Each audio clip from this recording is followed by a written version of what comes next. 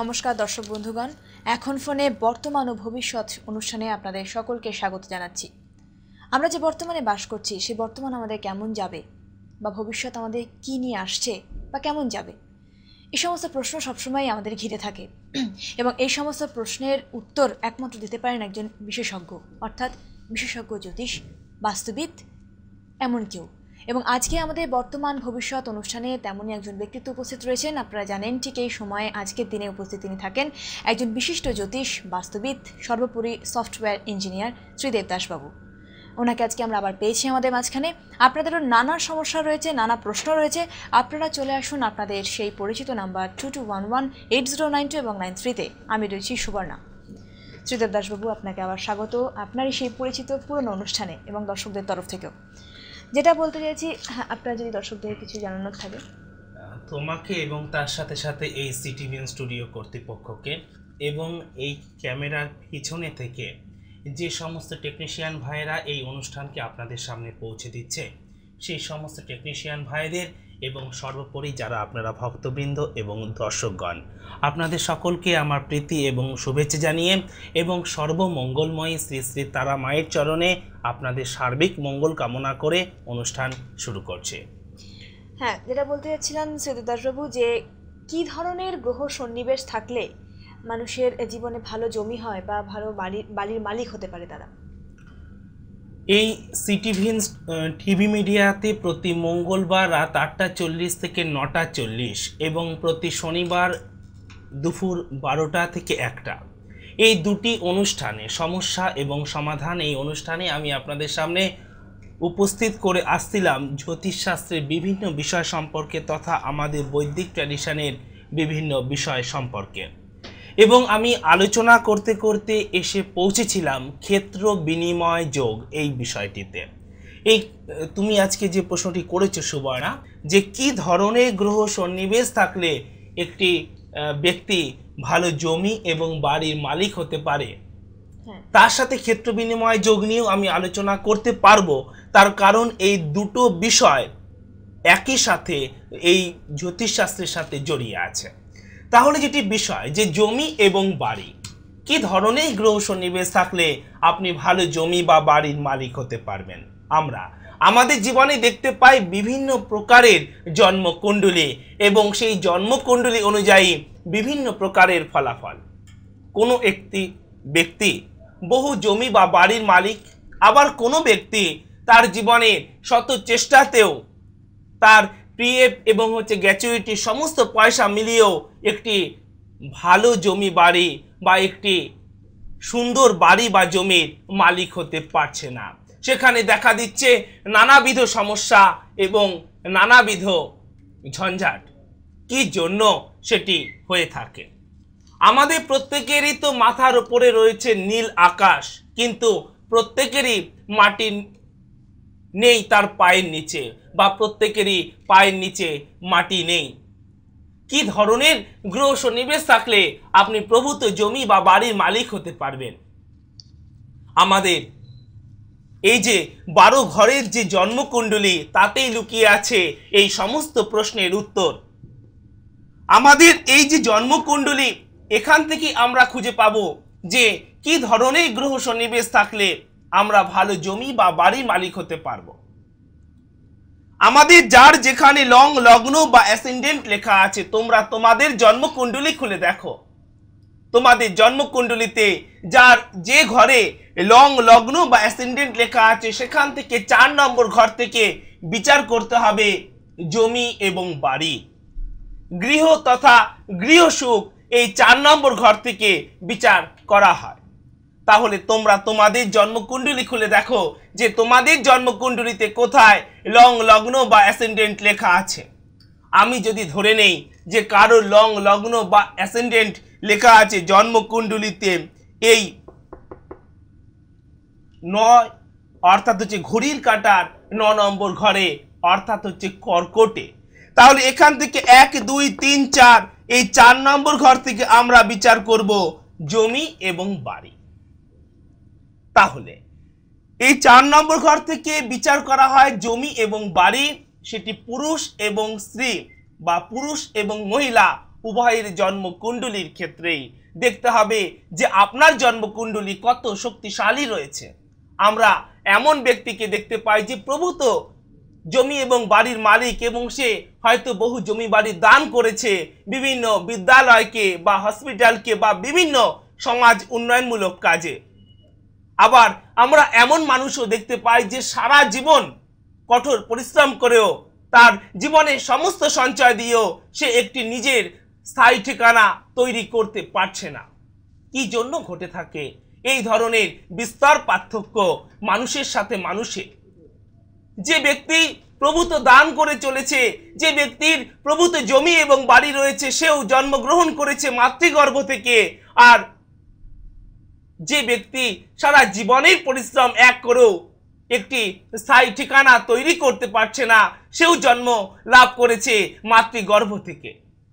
কিন্তু তাদের গ্রহ সন্নিবেশের জন্য একটি জন্মকুণ্ডলী অতীব দুর্বল এবং একটি জন্মকুণ্ডলী অতীব শক্তিশালী।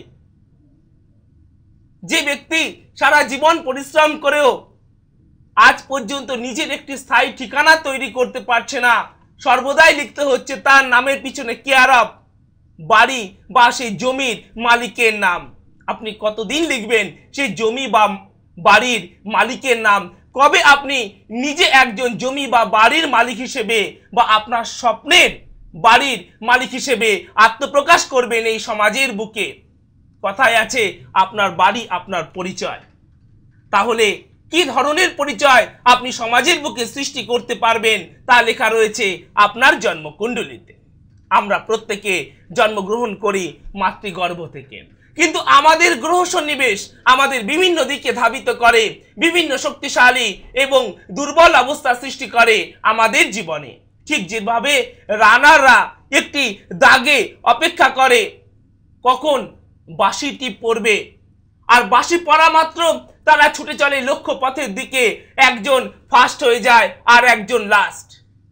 ঠিক সেই রকম আমরা যখন মাতৃগর্ভ থেকে জন্মগ্রহণ করি তখন আমরা প্রত্যেকে একই জায়গা থেকে আমাদের জীবনের দৌড় শুরু করি, কিন্তু আমাদের সেই জীবনের দৌড়ে কেউ এই পৃথিবীর বুকে তার নাম স্বাক্ষর তৈরি করে রেখে যায়, আবার কেউ খুব সাধারণভাবে জীবনযাপন করে এই পৃথিবী থেকে বিদায় নেয়। আমাদের বৈদিক ট্র্যাডিশন বলছে যে যখন আমরা এই পৃথিবীতে জন্মগ্রহণ করি সেই সময় আমরা কাঁদি এবং আমাদের যারা প্রিয়জন আছে সেই সময় তারা হাসে। অর্থাৎ একটি শিশু যখন এই পৃথিবীতে জন্মগ্রহণ করে তখন সেই শিশু ক্রন্দন করে এবং তার প্রিয়জনরা হাসে, তাকে স্বাগত করে যে একটি নতুন শিশু এই পৃথিবীতে জন্মগ্রহণ করলো। আর আমাদের বৈদিক ট্র্যাডিশন বলছে যে ঠিক এর উল্টোটি হওয়া উচিত। যখন আমরা এই পৃথিবী থেকে বিদায় নেব আমাদের এত সুন্দর কাজ করে যেতে হবে, আমাদের এত মহৎ কাজ করে যেতে হবে যে যখন আমরা এই পৃথিবী থেকে বিদায় নেব সেই সময় আমরা যেন হরিনামে হেসে এই পৃথিবী থেকে বিদায় নিতে পারি এবং আমাদের সুকর্মের জন্য, আমাদের কৃতকর্মের জন্য যেন মানুষ আমাদের জন্য দুঃখ প্রকাশ করে, যেন মানুষ আমাদের জন্য চোখের জল ফেলে। তাহলে যদি মানুষ আপনাকে মনে রাখতে চায়, যদি মানুষ আপনার জন্য চোখের জল ফেলবে এরকম একটি বিষয় তৈরি হতে হয়, তাহলে অবশ্যভাবে আপনার জন্মকুণ্ডলীকেও শক্তিশালী হতে হবে এবং আপনাকে এই সমাজের জন্য কিছু করতে হবে। আর আপনি যদি কিছু সমাজের জন্য করতে চান, আপনি যদি কিছু মানুষের জন্য করতে চান, সবার আগে আপনার নিজের জন্মকুণ্ডলী শক্তিশালী হতে হবে। আমরা যখন কোনো একটি বিদ্যালয়ের ফলকে দেখি যে এক্স দ্বারা প্রদত্ত, আমরা যখন কোনো একটি হসপিটালের ফলকে দেখি ওয়াই দ্বারা প্রদত্ত, তখন ওই এক্স বা ওয়াইকে আমরা শ্রদ্ধার সাথে স্মরণ করি যে দেখো কত শক্তিশালী জন্মকুণ্ডলী নিয়ে এরা জন্মগ্রহণ করেছে, যে এরা নিজের সমস্ত কিছু ছেড়েও এত কিছু এরা দান করে গিয়েছে, কত জমি বা বাড়ির এরা মালিক ছিল। তাহলে আপনি যদি নিজের সুন্দর এবং স্বপ্নের মতো একটি জমি বা বাড়ি তৈরি করতে চান, বা আপনিও যদি সেরকম এক্স বা ওয়াই এর মতো এই সমাজের বুকে শ্রদ্ধার সাথে মানুষ স্মরণ করবে এরকম একটি জায়গা তৈরি করতে চান, তাহলে আপনি আপনার জন্মকুণ্ডলী মিলিয়ে নিন যে আপনার জন্মকুণ্ডলীতে কি ধরনের গ্রহ সন্নিবেশ আছে।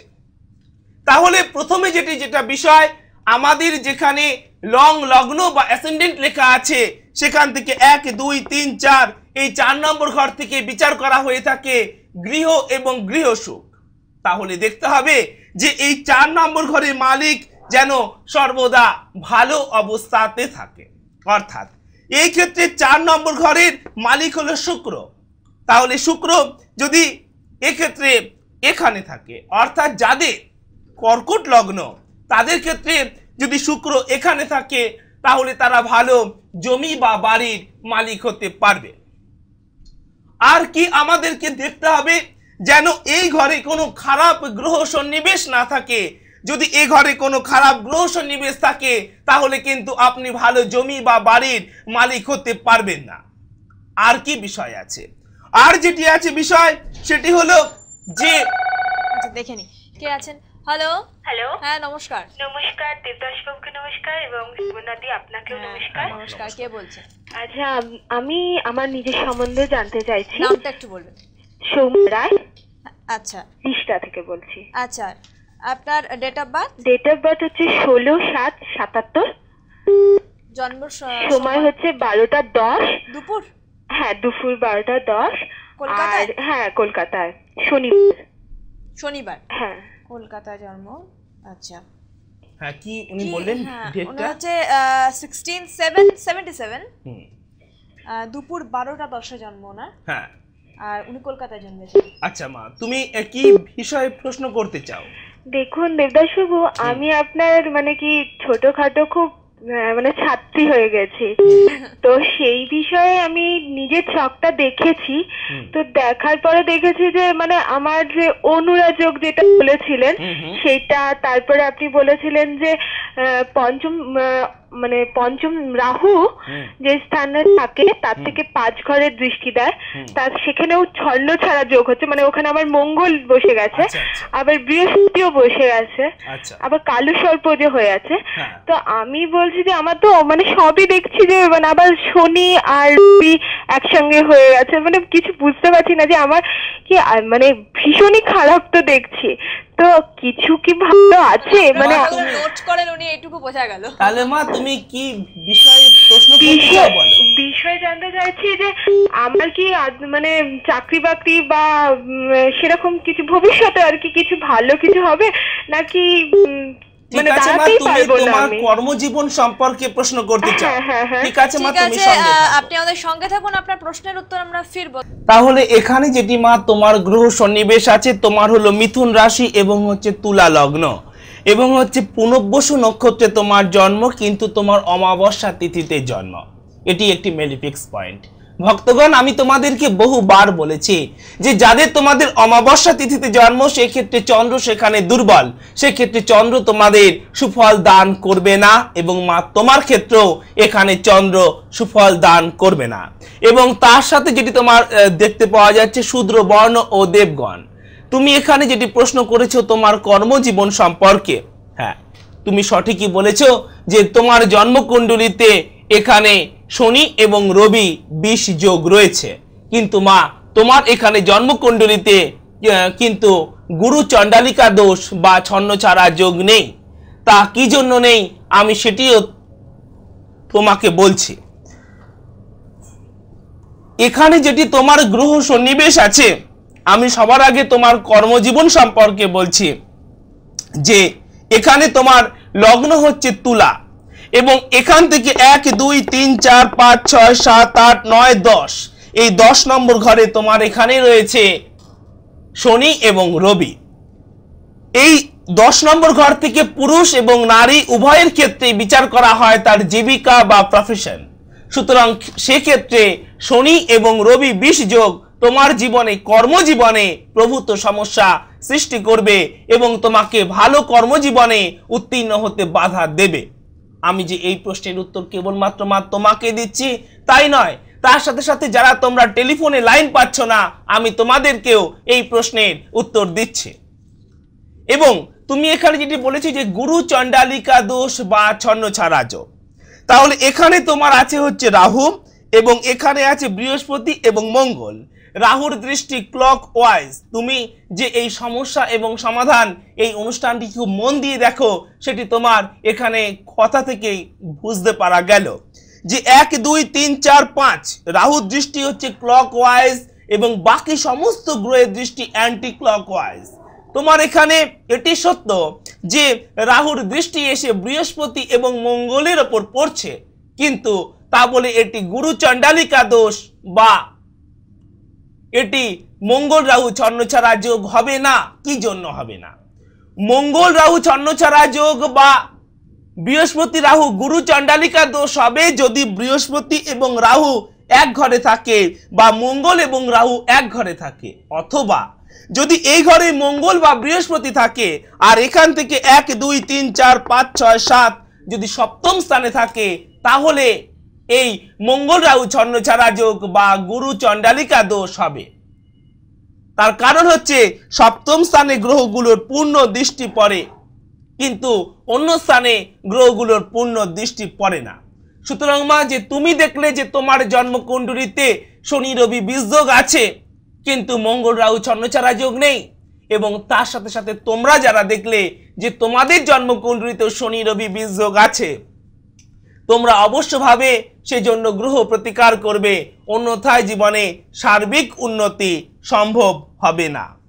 তাহলে আমি যে বিষয়টি নিয়ে আলোচনা করছিলাম সেটি হলো যে ভালো জমি বা বাড়ির মালিক কি ধরনের গ্রহ সন্নিবেশ থাকলে হওয়া যাবে।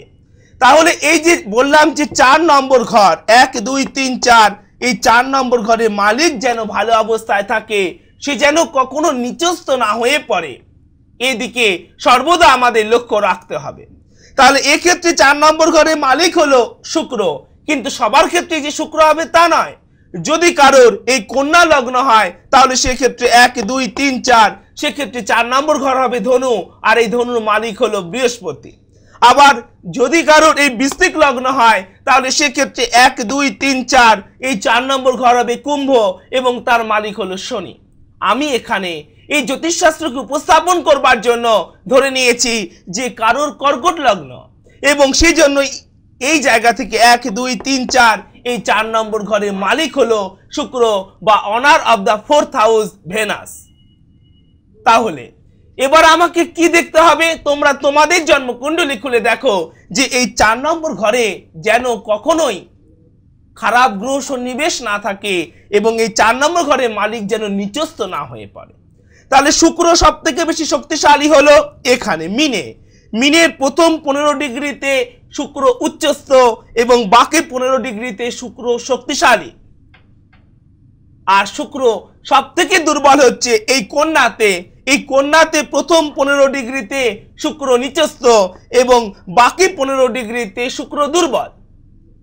তাহলে যদি আপনার এরকম 4th হাউসের মালিক বা owner of the 4th house এরকম নিচস্থ থাকে, তাহলে আপনি একজন ভালো জমি বা বাড়ির মালিক কখনোই হতে পারবেন না, এবং আপনি জমি বা বাড়ি কিনেও নানা প্রকার মামলা মকদ্দমা বা নানা প্রকার সমস্যা দ্বারা জর্জরিত হবেন।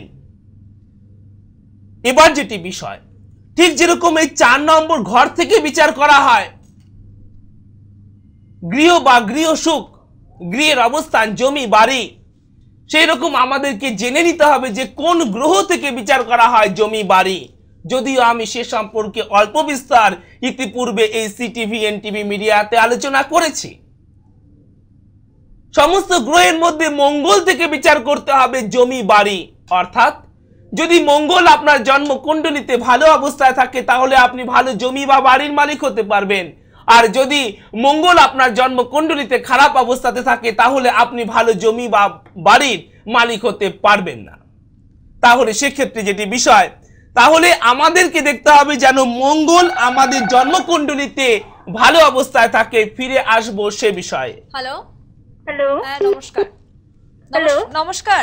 নমস্কার। কে বলছেন দিদি?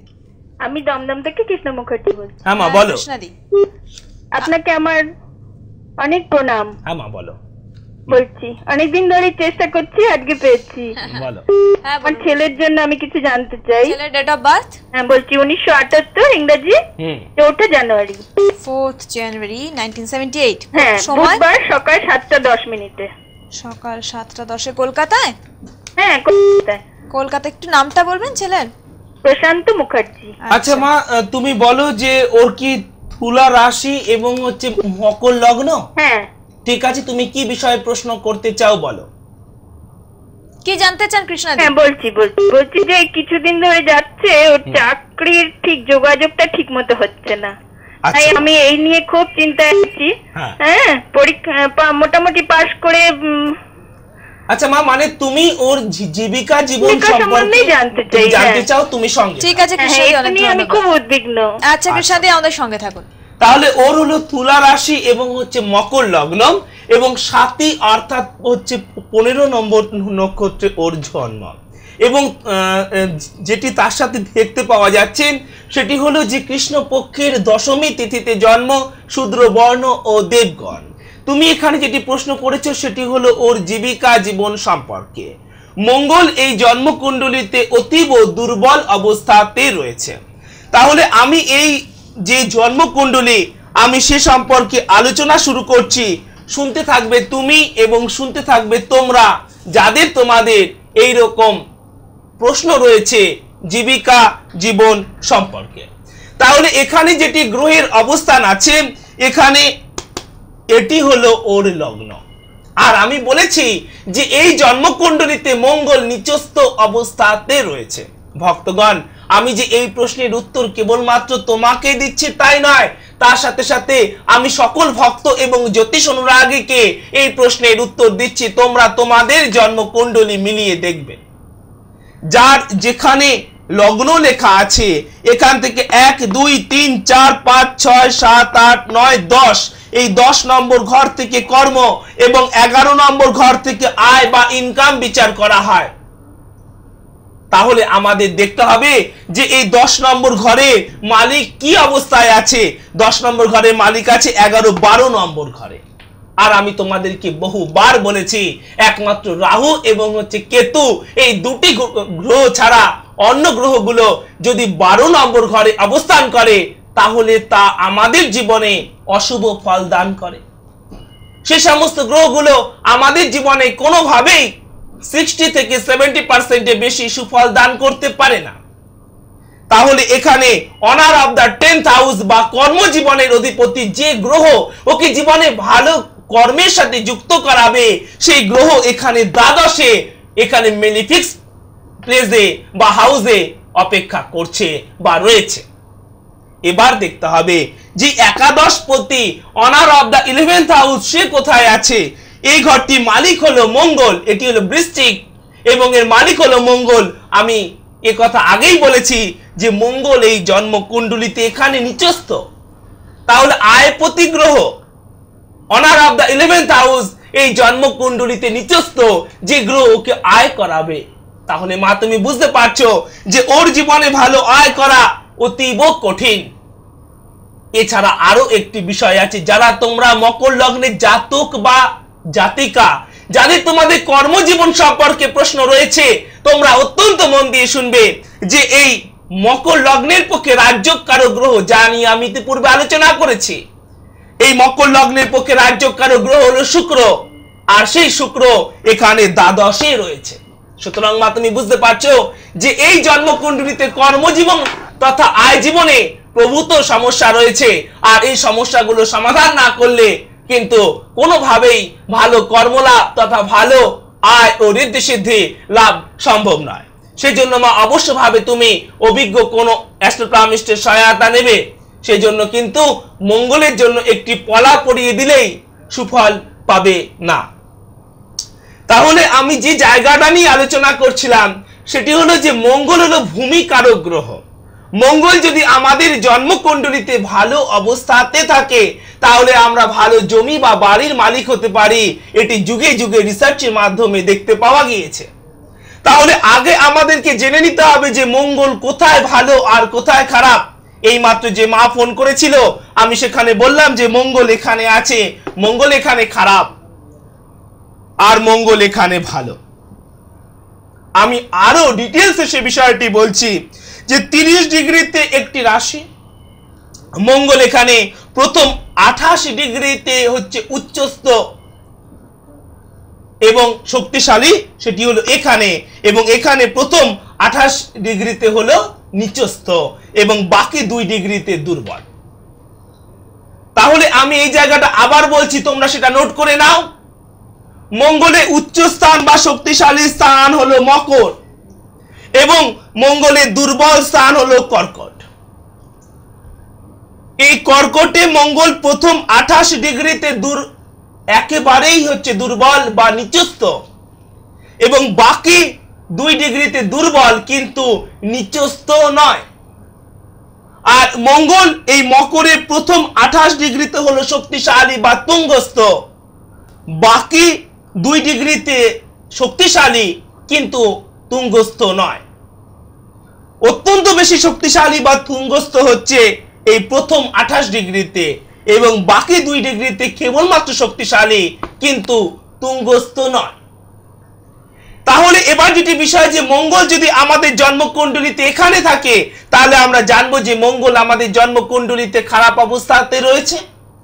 এছাড়া মঙ্গল যদি আমাদের জন্মকুণ্ডলিতে রাহু যুক্ত থাকে অথবা যদি কেতু যুক্ত থাকে তাহলে আমরা জানবো যে আমাদের জন্মকুণ্ডলিতে মঙ্গল খারাপ অবস্থাতে রয়েছে। আর যদি এখানে থাকে মঙ্গল এবং রাহু বা এখানে বা যে কোনো ঘরে যদি মঙ্গল এবং রাহু একসাথে থাকে তাহলে আমরা ভালো জমি বা বাড়ির মালিক হতে পারবো না, বা সেক্ষেত্রে জমি বা বাড়ির মালিক হলেও নানা প্রকার সমস্যা দেখা দেবে জমি বাড়ি সংক্রান্ত বিষয়ে। তার কি কারণ?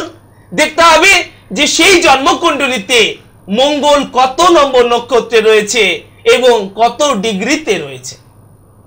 সেইভাবেই তার জীবনের ফলাদেশ হবে যে সে জমি বাড়ি সংক্রান্ত বিষয়ে মামলাতে কিরকম ধরনের সমস্যাতে জড়িয়ে পড়বে।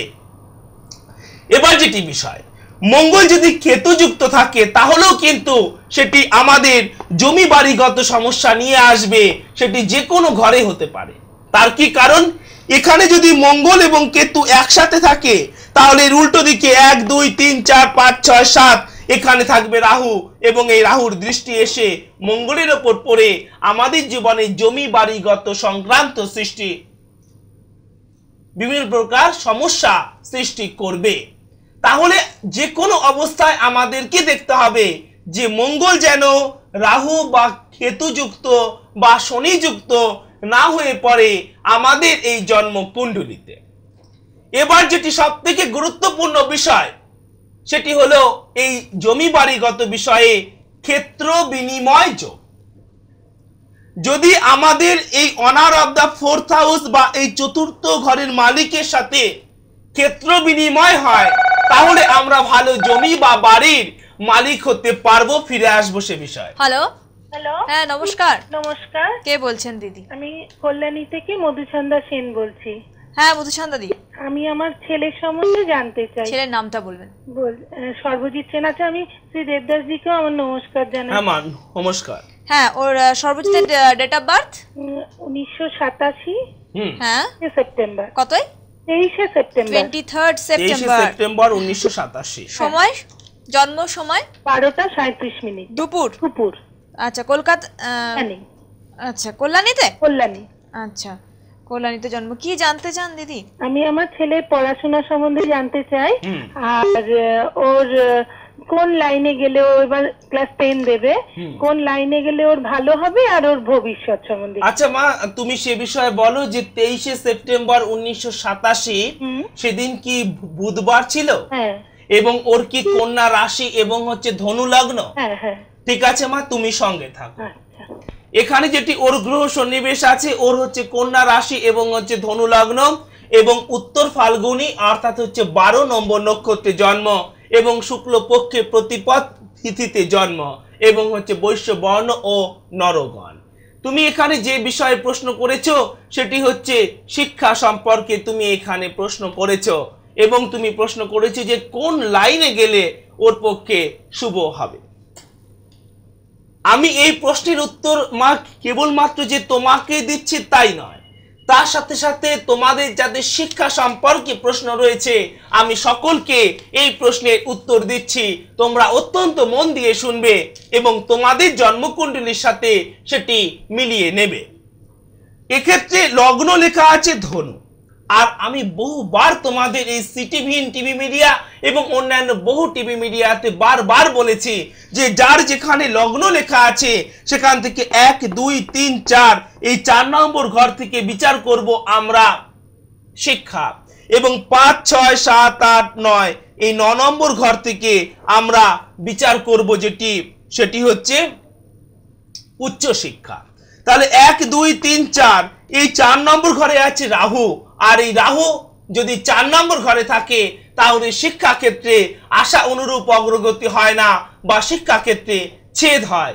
দেখতে হবে যে এই রাহু কত নম্বর নক্ষত্রে আছে, কত ডিগ্রিতে বসে আছে। সুতরাং মা সেক্ষেত্রে এই 4 নম্বর ঘরে এই ধরনের রাহুর অবস্থান তা ওর শিক্ষা ক্ষেত্রে অশুভ বা শিক্ষা জীবনে ছেদ আসবে, আশা অনুরূপ অগ্রগতি বা মার্কস হবে না। এবং 5 6 7 8 9 এই 9 নম্বর ঘর থেকে বিচার করা হয় সেটি হলো উচ্চ শিক্ষা। তাহলে এই 9 নম্বর ঘরের মালিক হলো রবি, আর এই রবি এখানে আছে রবি বুধ, অতীব ভালো। রবি এবং বুধ হলো বুধাদিত্য যোগ, যে বুধাদিত্য যোগ থাকলে মানুষের মধ্যে বুদ্ধিমত্তা হয় অতীব তীব্র এবং তারা জীবনে বুদ্ধিজীবী সফলে এই বুদ্ধিজীবী জীবিকায় এই জীবনে সফল হয়ে থাকে এবং সমাজের বুকে তাদের আইডেন্টিটি তৈরি করে থাকে। কিন্তু এক্ষেত্রে এখানে আছে রবি বুধ শুক্র এবং চন্দ্র। ভক্তগণ আমি বহুবার বলেছি যে একটি ঘরে 4টি গ্রহ শুভ নয়, তাহলে কোন গ্রহগুলোই তাদের সুফল প্রদান করতে পারে না। এবং শুধু তাই নয়, এই মাত্র আমি আলোচনার ক্ষেত্রে বলছিলাম যে শুক্র এক্ষেত্রে নিচস্থ। তাহলে এই যে শুক্র যে নিচস্থ, কোন জন্মকুণ্ডলীতে যদি শুক্র নিচস্থ থাকে তাহলে তাদের বাস্তব প্রয়োগ হবে কম, অর্থাৎ ওর মধ্যে যে গুণ বা প্রতিভা আছে, ও যেভাবে ওর কাজগুলো বা ও অ্যান্সার গুলো বাড়িতে বসে করতে পারবে, কিন্তু পরীক্ষার হলে একেবারে ফাইনাল স্টেজে গিয়ে ও সেভাবে অ্যাপ্লাই করতে পারবে না। তার কারণ শুক্র আমাদেরকে প্রদান করে থাকে একেবারে জীবনের শীর্ষস্থানে বা একেবারে ফাইনাল স্টেজে সে সমস্ত গুণ বা প্রতিভার বাস্তব প্রয়োগ। সুতরাং এক্ষেত্রে শুক্র যেহেতু জন্মকুণ্ডলীতে নিচস্থ আছে, তাই সেক্ষেত্রে সমস্যা দেবে ও জানা জিনিসগুলোকেও কিন্তু পরীক্ষার হলে সঠিকভাবে প্রয়োগ করতে পারবে না বা অ্যান্সার তৈরি করতে পারবে না। সেজন্য মা তুমি অবশ্যভাবে এখানে রাহু এবং শুক্রের প্রতিকার করবে, অবশ্য সুফল পাবে। সেজন্য তুমি অভিজ্ঞ কোনো অ্যাস্ট্রোপ্লামিস্টের সাথে যোগাযোগ করবে। তাহলে আমি যে বিষয়টি নিয়ে আলোচনা করছিলাম সেটি হলো যে জমি বাড়ি। হ্যালো হ্যালো, হ্যাঁ নমস্কার। নমস্কার, কে বলছেন? আপনাদের প্রোগ্রামটা আমি সব সময় দেখি, খুব ভালো লাগে। হ্যাঁ, অনেকদিন লাইন মানে চেষ্টা করে লাইন পাচ্ছি না, আজকে হঠাৎ পেয়ে গেলাম, আমার খুব আনন্দ হচ্ছে। আচ্ছা, কে বলছেন দিদি? আমি বলছি রত্না ব্যানার্জি, এভিনিউর কাছ থেকে। আচ্ছা, আপনার সম্বন্ধে জানবেন? না, আমার ছেলের নামটা বলুন। আমার ছেলের নাম Ashis Banerjee. Date of birth? Date of birth হচ্ছে 1967 সাল 7ই আগস্ট রাত্রি 2:32। 7ই আগস্ট 1967। হ্যাঁ 67। রাত 2:32? 67 রাত 2:32-এ? রাত 2:32 কলকাতায়? হ্যাঁ হ্যাঁ। আচ্ছা মা, তাহলে তুমি একটি বিষয় বলো যে ওটা ঘরে না মা, সেগুলো বলতে হবে না, তুমি বলো যে সোমবার দিন। হ্যাঁ সোমবার ছিল। মানে আমি বলছি সোমবার দিন, সোমবার ছিল সেদিন। মা তুমি শোনো, বলছি সোমবার দিন রাত্রি 12টার পরে কি জন্ম হয়েছে? হ্যাঁ রাত্রি 2:32। আচ্ছা আচ্ছা আচ্ছা আচ্ছা ঠিক আছে, তুমি কি বিষয় প্রশ্ন করতে চাও বলো। আমার ছেলের এখনো বিয়ে হচ্ছে না, মানে কবে নাগাদ হবে, বিবাহিত জীবন কেমন হবে? হ্যাঁ আচ্ছা মা, তুমি বলো যে ওর কি সিংহ রাশি এবং হচ্ছে মিথুন লগ্ন? হ্যাঁ ঠিক আছে, তুমি সঙ্গে থাকো। তাহলে এখানে যেটি বিষয় আছে, ওনার হলো সিংহ রাশি এবং হচ্ছে মিথুন লগ্ন এবং হচ্ছে পূর্ব ফাল্গুনী অর্থাৎ হচ্ছে 11 নম্বর নক্ষত্রে জন্ম এবং শুক্লপক্ষে দ্বিতীয়া তিথিতে জন্ম এবং ক্ষত্রিয় বর্ণ ও নরগণ। মা তুমি এখানে যেটি প্রশ্ন করেছো সেটি হচ্ছে বিবাহ ও বিবাহিত জীবন সম্পর্কে। তুমি এখানে বলেছো যে এখনো বিবাহ হচ্ছে না, তাহলে এই জন্মকুণ্ডলী থেকে খুঁজে বের করতে হবে যে কি জন্য এখনো বিবাহ হচ্ছে না, বিবাহ আদৌ হবে কি না, হলে কখন, এই হচ্ছে তোমার প্রশ্ন হবে, এবং সে বিবাহিত জীবনে সুখী হবে কি না। তাহলে যেটি গ্রহ সন্নিবেশ আছে এখানে লগ্ন হচ্ছে এটি। আর ভক্তগণ তোমরা অনুষ্ঠান দেখে দেখে শিখে গিয়েছো যে যার যেখানে লগ্ন লেখা আছে পুরুষ হোক বা নারী, সেখান থেকে 1 2 3 4 5 6 7 এই 7 নম্বর ঘর থেকে বিচার করতে হয় বিবাহ ও বিবাহিত জীবন। আর এক্ষেত্রে এখানে কোনো গ্রহ নেই, দেয়ার আর নো প্ল্যানেট। তাহলে আমাদের খুঁজে বের করতে হবে যে এই ঘরটির মালিক কোথায় কি অবস্থায় বসে রয়েছে।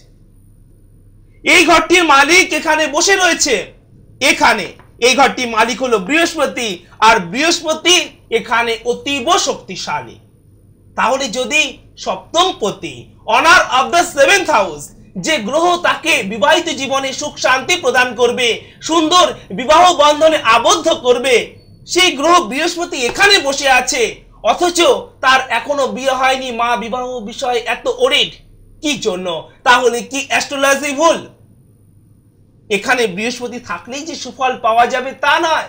তার কারণ আমি তোমাদেরকে বহুবার বলেছি, বৃহস্পতি যখনই বুধের সাথে থাকে তখনই বৃহস্পতি নিষ্ফল বৃহস্পতির ফল প্রদান করে, বা এই বৃহস্পতি কোনো সুফল প্রদান করতে পারে না। এক্ষেত্রেও রবি, বুধ এবং বৃহস্পতি এখানে আছে। তাহলে honour of the 7th house, এই সপ্তম স্থানের মালিক বৃহস্পতি যেহেতু এখানে বুধের সাথে রয়েছে, তাই এখানে সুফল পাওয়া যাচ্ছে না। এই বৃহস্পতি প্রতিকার করলে তবেই বিবাহ সম্ভব। এবার যেটি বিষয় যে বিবাহ হলে সুখী হবে কি হবে না, ভক্তগণ তোমরা তোমাদের জন্মকুণ্ডলী খুলে দেখো। ঠিক যেরকম আমি এইমাত্র বললাম যে মঙ্গল জন্মকুণ্ডলীতে ভালো থাকলে আমরা ভালো জমি বা বাড়ির মালিক হতে পারি, ঠিক সেই রকম এই মঙ্গল থেকে বিচার করা হয় একটি মানুষ বিবাহের পর কত সুখী হবে।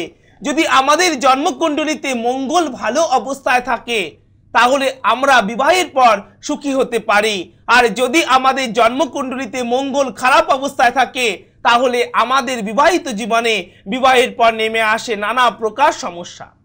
আর এক্ষেত্রে এখানে আছে মঙ্গল এবং হচ্ছে কেতু। তাহলে এটি হচ্ছে লগ্ন, এখান থেকে 1 2 3 4 5 এই 5 নম্বর ঘরে আছে মঙ্গল এবং হচ্ছে কেতু।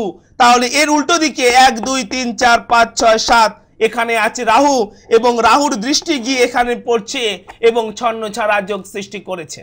সুতরাং মা বিবাহের পরেও কিন্তু সুখ শান্তি নেই, রয়েছে একটা ভয়ঙ্কর ভবিষ্যৎ। সেজন্য অবশ্যভাবে তুমি বিবাহের জন্য বৃহস্পতি এবং বিবাহের পরে সুখী জীবনের জন্য অবশ্যভাবে এই ছন্ন ছাড়া যোগের প্রতিকার করবে। অবশ্যভাবে 2004 সালের সেপ্টেম্বর মাসের মধ্যে বিবাহ হবে। তাহলে আমি যে জায়গাটা নিয়ে আলোচনা করছিলাম, তাহলে আমি বলছিলাম যে এই ক্ষেত্রে এই জমি বাড়ির ক্ষেত্রে আর একটা অতীব যেটি গুরুত্বপূর্ণ বিষয় সেটি হলো ক্ষেত্র বিনিময় যোগ। যদি আমাদের এটি হয় লগ্ন, আমি এখানে ধরে নিয়েছি 1 2 3 4 এই 4 নম্বর ঘরের মালিক কারোর সাথে ক্ষেত্র বিনিময় করে, তাহলে আমরা অতীব শুভ ফল পাব। তাহলে ক্ষেত্র বিনিময় বিষয়টা আমাদেরকে জেনে নিতে হবে। আবার যদি আমি ধরে নেই যে কারোর লগ্ন হচ্ছে এটি, তাহলে 1 2 3 4 এই ক্ষেত্রে যদি এই 4 নম্বর ঘরের মালিক যদি ক্ষেত্র বিনিময় করে তাহলে আমরা অতীব শুভ ফল পাবো জমি বাড়িগত বিষয়। অর্থাৎ তাহলে মানুষ জীবনে সেই ব্যক্তি প্রভূত জমি বা বাড়ির মালিক হতে পারে, সে স্বপ্নের বাড়ির মালিক হতে পারে। তাহলে আমি এত সময় এই জায়গাটা দিয়ে আপনাদেরকে বুঝিয়ে আসছিলাম। এবার এই ক্ষেত্র বিনিময়ের জন্য আমি বৃষ লগ্নের যারা লোক তাদেরকেও একটু সাহায্য করি। আমি ধরে নিচ্ছি যে কারোর বৃষ লগ্ন, তাহলে এক্ষেত্রে 1 2 3 4 এই 4 নম্বর ঘরে মালিক যদি ক্ষেত্র বিনিময় করে, তাহলে ক্ষেত্র বিনিময় জায়গাটা জানতে হলে আগে জেনে নিতে হবে যে এই ক্ষেত্র বিনিময় শব্দের অর্থ কি। ক্ষেত্র মানে হচ্ছে স্থান, বিনিময় মানে হচ্ছে আদান প্রদান বা হচ্ছে পরিবর্তন। তাহলে এই গ্রহগুলো তাদের মধ্যে জায়গার পরিবর্তন করে। তাহলে এই ক্ষেত্রে যদি কারোর বৃষ লগ্ন হয় তো সেক্ষেত্রে এখানে 1 2 3 4 এই 4 নম্বর ঘরের মালিক হলো বৃহস্পতি, এই 4 নম্বর ঘরের মালিক হলো রবি। এবং এই রবি যদি বৃহস্পতির সাথে ক্ষেত্র বিনিময় করে তাহলে আমরা সুফল পাব। অর্থাৎ যদি এই ঘরটার মালিক এই ঘরে থাকে, কারণ এই মিনের মালিক হলো বৃহস্পতি, সে কথা আমি তোমাদেরকে বহুবার বলেছি। আর এই বৃহস্পতি যদি এই রবির ঘরে থাকে তাহলে আমরা ভালো জমি বা বাড়ির মালিক হতে পারবো। তাহলে আমি এই জায়গাটা তোমাদেরকে আবার বলছি, যদি এই 4 নম্বর ঘরের মালিক এক্ষেত্রে হলো রবি, সেই রবি যদি এখানে বৃহস্পতি অর্থাৎ মিনের ঘরে থাকে এবং এই মিনের মালিক হলো বৃহস্পতি, সে যদি এখানে রবির ঘরে থাকে তাহলে আমরা ভালো জমি বা বাড়ির মালিক হতে পারবো। তাহলে ক্ষেত্র বিনিময় কিভাবে হবে? ক্ষেত্র বিনিময় হতে হবে সর্বদা মিত্র গ্রহের মধ্যে। যদি শত্রু গ্রহের মধ্যে ক্ষেত্র বিনিময় হয় তাহলে কিন্তু আমরা শুভ ফল পাবো না। তাহলে এই রবি এবং বৃহস্পতির মধ্যে যেহেতু মিত্রতার সম্পর্ক, সেই হেতু এই রবি এবং বৃহস্পতির মধ্যে ক্ষেত্র বিনিময় হলে আমরা জীবনে ভালো জমি বা বাড়ির মালিক হতে পারবো। ঠিক যেরকম আপনি যদি আপনার মিত্র গৃহে যাতায়াত করেন এবং আপনার মিত্র যদি আপনার গৃহে যাতায়াত করে তাহলে এই স্থান পরিবর্তনের মাধ্যমে ঠিক যেরকম আপনাদের মধ্যে সম্পর্কের দৃঢ়তা বৃদ্ধি হয়, সম্পর্কে শ্রীবৃদ্ধি ঘটে, ঠিক সেই রকম যদি এই গ্রহরা তাদের মিত্র গ্রহের সাথে, যদি আমাদের এই চতুর্থ পতি তার মিত্র গ্রহের সাথে বা মিত্র গ্রহদের সাথে ক্ষেত্র বিনিময় করে তাহলে আমাদের এই গ্রহগুলোর মধ্যে সম্পর্কের শ্রীবৃদ্ধি ঘটে এবং আমরা শুভ ফল লাভ করে থাকি। তাহলে যে কোনো গ্রহের মধ্যে যদি ক্ষেত্র বিনিময় হয় তাহলে কিন্তু আমরা সুফল পাব না। যদি এখানে এই বৃষ লগ্ন থেকে 1 2 3 4 এই 4 নম্বর ঘরের মালিক হলো রবি, আর এই রবির সাথে যদি এখানে শনির ক্ষেত্র বিনিময় হতো, অর্থাৎ যদি এই মকরের মালিক শনি যদি এখানে থাকতো এবং এই সিংহের মালিক রবি যদি এখানে থাকতো তাহলে কিন্তু আমরা শুভ ফল পেতাম না, বা সেক্ষেত্রে সে ব্যক্তি ভালো জমি বা বাড়ির মালিক হতে পারতো না। সর্বদাই মিত্র গ্রহের সাথে ক্ষেত্র বিনিময় হতে হবে। আর তাহলে আমাদের সেক্ষেত্রে জেনে নিতে হবে যে কোন কোন গ্রহগুলোর সাথে কোন কোন গ্রহের মিত্রতার সম্পর্ক এবং কোন কোন গ্রহের সাথে কোন কোন গ্রহের শত্রুতার সম্পর্ক। যদিও আমি সে সম্পর্কে ইতিপূর্বে আপনাদেরকে বলেছিলাম, তবু আজকে আর একবার বলছি যে আমাদের যে 9টি গ্রহ তার মধ্যে দুটো দল আছে, একটি হচ্ছে রবির দল আর একটি হচ্ছে শনির দল। রবির দলে যারা আছে সেটি হলো রবি এবং চন্দ্র এবং মঙ্গল, বুধ, বৃহস্পতি, শুক্র। আর যেটি শনির দল সেখানে আছে শনি, রাহু এবং কেতু। এবার যদি মিত্র গ্রহদের মধ্যে রবির সাথে চন্দ্রের বা মঙ্গলের বা বৃহস্পতির ক্ষেত্র বিনিময় হয় তাহলে আমরা শুভ ফল পাবো। অপরদিকে যদি শনির সাথে রাহু বা কেতুর ক্ষেত্র বিনিময় হয় তাহলেও আমরা শুভ ফল পাবো। এবার যেটি বিষয় যে সেক্ষেত্রে আবার আমি এই দুটো দলে কোন কোন লোকেরা আছে বা কোন কোন গ্রহরা আছে সেটা আমি তোমাদেরকে বলে দিচ্ছি। রবির দলে আছে রবি, চন্দ্র, মঙ্গল, বুধ, বৃহস্পতি, শুক্র, এবং শনির দলে আছে শনি, রাহু এবং কেতু। তাহলে যদি এই মিত্রদের মধ্যে ক্ষেত্র বিনিময় হয় তাহলে আমরা শুভ ফল পাবো, কিন্তু যদি এই দলের সাথে ওই দলের ক্ষেত্র বিনিময় হয় তাহলে আমরা শুভ ফল পাবো না, তাহলে আমরা খারাপ ফল পাবো। আর এরও একটি ব্যতিক্রম আছে, যদি রবির সাথে শুক্রের ক্ষেত্র বিনিময় হয় তাহলে কিন্তু আমরা যত না ভালো ফল পাবো, তার থেকে যদি শুক্রের সাথে রাহুর ক্ষেত্র বিনিময় হয় তাহলে আমরা অধিক ফল পাবো বা অধিক ভালো ফল পাবো। তাহলে সেক্ষেত্রে যেটি বিষয়, এক্ষেত্রে মিথুনের মালিক হলো রাহু এবং এই তুলার মালিক হচ্ছে শুক্র। তাহলে এদের মধ্যে যদি ক্ষেত্র বিনিময় হয় তাহলে আমরা অধিক ভালো ফল পাবো। আর এই তুলার মালিক হলো শুক্র এবং এই সিংহের মালিক হলো রবি। যদি এদের মধ্যে ক্ষেত্র বিনিময় হয় সেক্ষেত্রে আমরা অত ভালো ফল পাবো না। তার থেকে যদি এই শুক্রের সাথে রাহুর ক্ষেত্র বিনিময় হয় সেক্ষেত্রে আমরা অধিক বেশি ভালো ফল পাবো। শ্রীদাসবাবু, আমরা তো অনেক কিছু আজকে জানলাম, কিন্তু সময়ের অভাব, অনেকেই বসে রয়েছেন, আপনার সঙ্গে কোথায় কোথায় গেলে যোগাযোগ করা যাবে?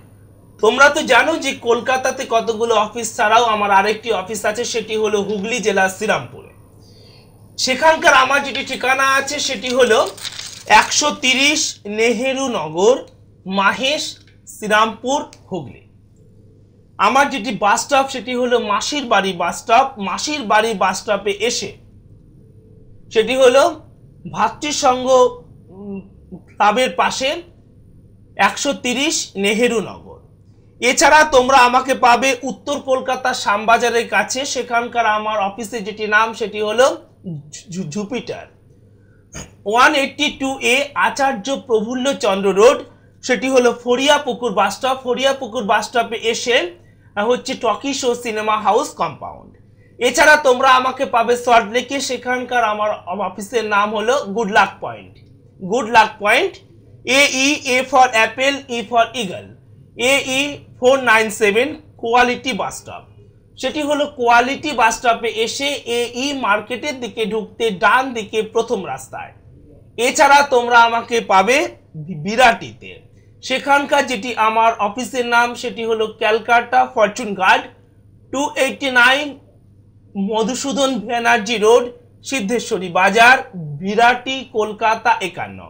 সেটি হলো বিরাটি মোড় এবং হচ্ছে বিরাটি স্টেশনের মধ্যবর্তী স্থানে।